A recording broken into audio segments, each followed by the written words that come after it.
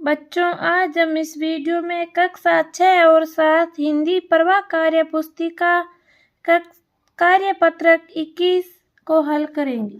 देखो, कार्यपत्रक 21, इससे जितने भी पहले के कार्यपत्रक है उसका लिंक इस वीडियो के डिस्क्रिप्शन में दिया गया, वहां जाके सभी वीडियो एक साथ देखें।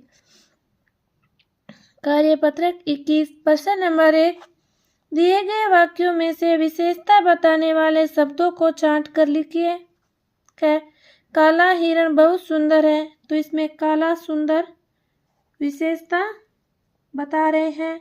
हिमालय पर्वत बहुत ऊंचा है, बहुत ऊंचा विशेषता है। इसमें हरे भरे विशेषता बता रहे हैं। देखो, इसमें 30 है जो विशेषता बता रहे हैं।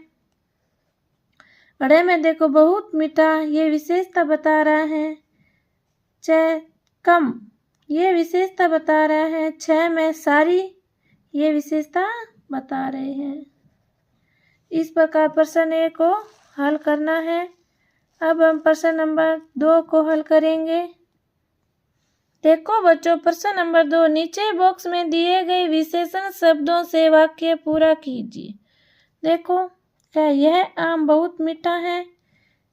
गली में चौथा मकान मेरा है। कमरे के भीतर अंधेरा है। कार का आगे का पहिया पंचर हो गया। पलंग पर रंगीन चादर बिछी है। यह गाजर बहुत ताजा है। रूबीना ने गुलाबी रंग का फ्रॉक पहना था। देखो, यह था हमारा कार्यपत्रक 21 और अब हम कार्यपत्रक 22 को हल करेंगे। देखो बच्चों, कार्यपत्रक 22, प्रश्न नंबर 1, दिए गए शब्दों में से स्त्रीलिंग व पुल्लिंग शब्द ढूंढ कर लिखिए। देखो, स्त्रीलिंग को यहाँ, पुल्लिंग को यहाँ। टीना, माता, किताब, यमुना, चिड़िया, देवी। पुल्लिंग, राम, बैल, भाई, गायक, शेर, जोगी। इस प्रकार लिखना है। प्रश्न नंबर 2, दिए गए एक वचन शब्दों का बहुवचन शब्दों के साथ मिलान कीजिए। देखो, कन्या, कन्याएं, सड़क, सड़कें, पुस्तक, पुस्तकें, मैं, हम, फूल, फूलों। प्रश्न नंबर 3, खाली जगह में स्त्रीलिंग शब्द भरिए। माता घर का काम करती हैं, बहन राखी बांधती हैं, मोरनी सुंदर नृत्य करती हैं, कवित्री कवि सम्मेलन में नहीं पहुंच पाई। 4, निम्नलिखित शब्दों के बहुवचन शब्द लिखिए। बच्चा, बच्चे, महिला, महिलाएं, खिलौना, खिलौने, संतरा, संतरे, घड़ी, घड़ियां, नदी, नदियां। इस प्रकार कार्यपत्रक 22 को हल करना है। अब हम कार्यपत्रक 23 को हल करेंगे।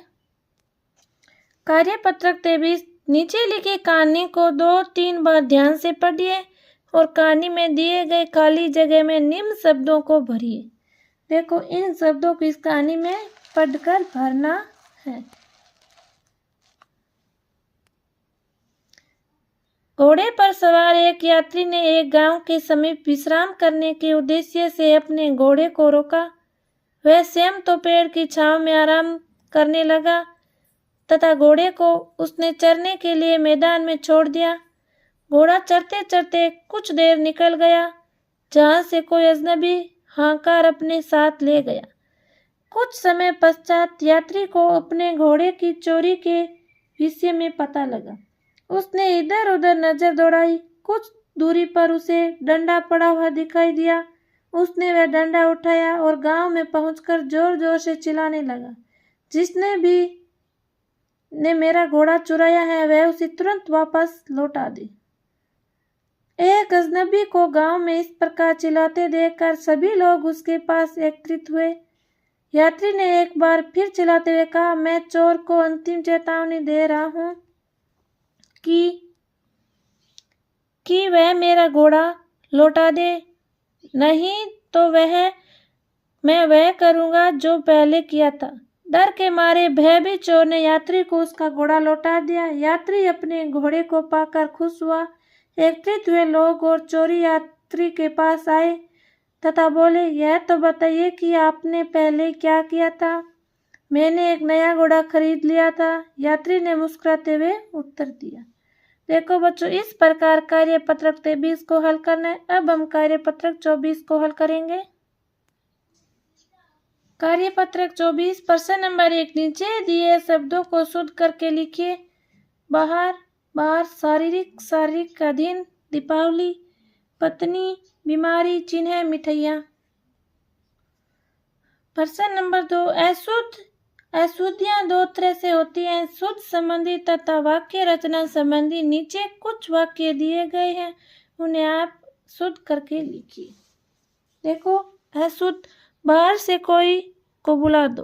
देखो, शुद्ध करके इनको लिखना। 1 नंबर को, बाहर से किसी को बुला दो, वहाँ अनेक लोग थे, मुझे तुमसे कुछ कहना है। नाना जी खाना खा लीजिए। लड़के पढ़ रहे हैं। दिव्या के 3 भाई हैं। विपुल खाना खाते खाते सो गया। 8 का देखो, तुम अपना काम करो। 9 का, कृपया मेरी बात सुनिए। 9 का, कृपया मेरी बात सुनिए। 10, क्या आपने दूध पी लिया है? देखो बच्चों, इस प्रकार कार्यपत्रक 24 को हल करना है। अब हम कार्यपत्रक 25 को हल करेंगे। कार्यपत्रक 25, गर्मियों के दिनों एक चींटी बहुत प्यासी थी। कुछ देर चलने के बाद वह एक नदी के पास पहुंची। सामने पानी था, लेकिन वह सीधे नदी में नहीं जा सकती, इसलिए वह एक पत्थर पर चढ़ गई। जैसे ही उसने पानी पीने की कोशिश की, वह सीधी नदी में गिर गई। उसी नदी के किनारे एक पेड़ की टहनी पर एक कबूतर बैठा था। उसने चिंटी को पानी में गिरते देख लिया। उसने चिंटी की मदद करने के लिए तेजी से पेड़ का एक पत्ता तोड़कर नदी में चिंटी के पास फेंक दिया। चिंटी उस पत्ते पर चढ़ गई। थोड़ी देर बाद पत्ता तैरता हुआ नदी किनारे पहुंच गया। चिंटी ने पत्ते पर से छलांग लगाई। किनारे पर आकर उसने पेड़ पर बैठे कबूतर को धन्यवाद दिया। इस प्रकार अब हम इस प्रश्नों के उत्तर देंगे। ऊपर लिखी कहानी के आधार पर प्रश्नों के उत्तर दें। 1 नंबर, कबूतर ने चिंटी के लिए पत्ता फेंका, चिंटी की मदद करने के लिए। तो डूबते को तिनके का सहारे से क्या आप समझते हैं? परेशानी में थोड़ी मदद मिलना। 3, कबूतर के स्थान पर आप होते तो चिंटी की मदद कैसे करते? चिंटी को किसी तिनके के सहारे बाहर निकाल देते। 4, क्या आपने भी कभी किसी की मदद की है? आपने शब्दों में लिखिए। एक बार एक कुत्ते का पैर गाड़ी वाले ने कुचल दिया था, तब मैंने उसकी मदद की थी। 5, नीचे दी गई स्थिति में आप क्या करेंगे? स्कूल में भूकंप आने पर सभी बच्चों के एक साथ बाहर जाएंगे।